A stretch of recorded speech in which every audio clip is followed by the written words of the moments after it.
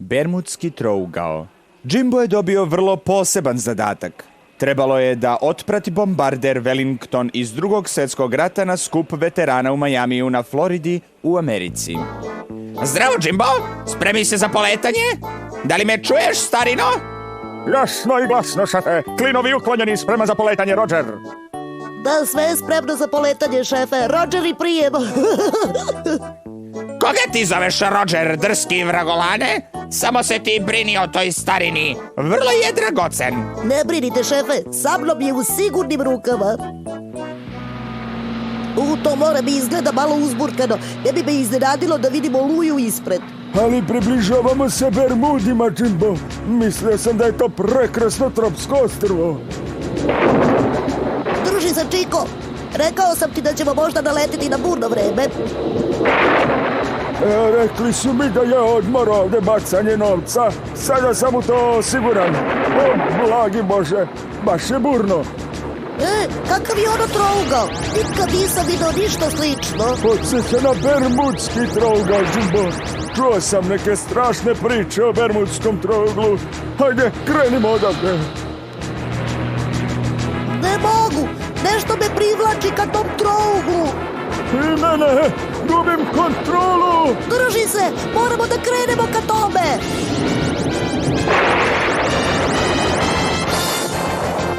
To je artiljerija, Jimbo. Neko puca na nas. Ko bi želao da puca na nas? Nema nikakvog rata. Reci to njima. Čuvaj se, neprijatelj na 2 sata. Neprijatelj na 2 sata?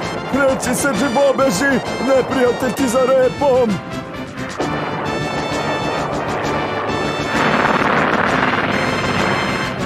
O, pravi meci. To se naš igra sa nama, Jimbo.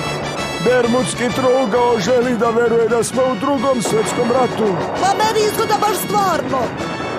I šta više koriste prave metke. Drži se, Jimbo, pomoći ću ti je sad.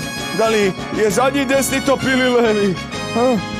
Drži se, kapetane, daj im nešto za starog Johnny-a. Paljba! Ajde! O Bože, moje stare oči nisu kao nekad. Mislio sam da ćeš mi pomoći. Još mi je za petama, učini nešto. Drži se, pokušat ću sa prednjim topovima. To će upaliti. Gdje je sad dugme? Aha! Ura! Ukazao si im! Bravo! Paljba! Bombe istovarene, dobra predstava i čarobno letenje. Molim? Vidi, Jimbo, trougao. Brzo, spremi se! Ponovo pucaju na nas! Uspeli smo! Izašli smo iz trougla, ura! Hvala Bogu za to. Bermudski trougao. Kakvo iskustvo, Jimbo.